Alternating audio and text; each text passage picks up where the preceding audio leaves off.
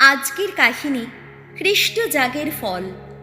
একবার সমস্ত সাধু সাধ্বীদের পর্বোৎসবের পরের দিন, অর্থাৎ পরলোকগত ভক্তবৃন্দের স্মরণ অনুষ্ঠানের দিন, সন্ন্যাসী জন মণ্ডলীর নির্দেশ অনুযায়ী সমস্ত মৃতদের আত্মার শান্তির জন্য পুণ্যতম সংস্কার খ্রিস্টজাগ উৎসর্গ করছিলেন।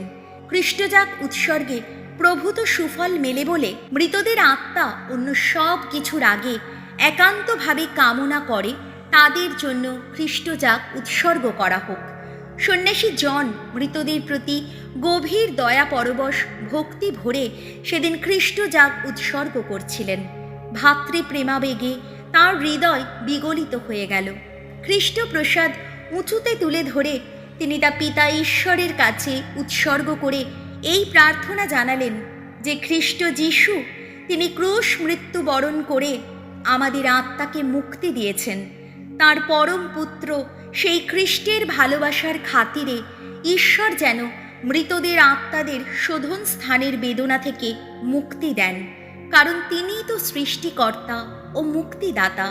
সন্ন্যাসী জন এই প্রার্থনা করছেন এমন সময় দেখতে পেলেন সেই প্রায়শ্চিত্ত লোক থেকে অসংখ্য আত্মা জ্বলন্ত চুল্লি থেকে ছিটকে বেরোনো আগুনের ফুলকির মতো ঊর্ধ্বে উঠে যাচ্ছে।